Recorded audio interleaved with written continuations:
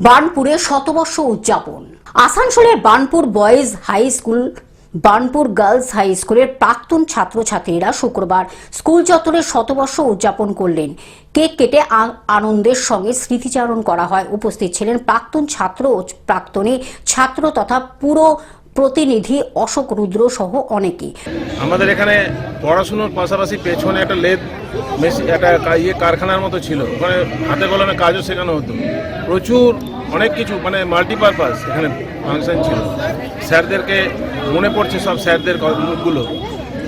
তো সেই স্কুলে যদি আজকে বন্ধ হয়ে যায়, এর থেকে দুর্ভাগ্যজনক ব্যাপার আর কিছু নেই। পাশাপাশি নেতাজি সুভাষচন্দ্র বসুর জন্মদিনেও উপলক্ষে বার্নপুর বয়েজ ও গার্লস হাই স্কুল বাঁচাও মঞ্চের প্রাক্তনীরা ভারতী ভবন সংলগ্ন নেতাজির মূর্তির সামনে ইসকো কর্তৃপক্ষরা নেতাজির মূর্তিতে শ্রদ্ধা জানাতে আসার সময় তারা প্রতীকী প্রতিবাদের মধ্য দিয়ে ইসকো কর্তৃপক্ষের আধিকারিকদের হাতে গোলাপ ফুল দিয়ে আবেদন জানান স্কুলগুলি যেন বন্ধ না করা হয় বা বেসরকারীকরণ না করা হয়, কারণ এই স্কুলগুলিতে নিম্নবিত্ত পরিবারের অনেক ছাত্রছাত্রী পড়াশোনা করে। বিগত কয়েক বছর ধরে বাংলা মিডিয়ামটা বার্নপুর বয়েজ স্কুল থেকে উঠিয়ে দিয়েছে। এখন শুধু হিন্দি মিডিয়াম বেঁচে আছে। এমন নয় যে স্টুডেন্ট নেই, এখনও 700 থেকে 750 উপরে স্টুডেন্ট আছে।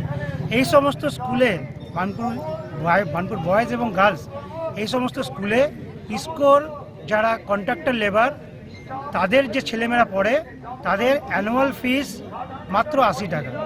আসানসোল থেকে সৌমিত্র গাঙ্গুলির রিপোর্ট, গ্লোব নিউজ। এখন থেকে গ্লোব টিভি দেখুন আপনার স্মার্টফোনেও। গুগল প্লে স্টোর অথবা অ্যাপল স্টোর থেকে ডাউনলোড করুন গ্লোব টিভি লাইভ অ্যাপ। এছাড়া জিও টিভি অ্যাপ থেকে দেখুন গ্লোব টিভি লাইভ।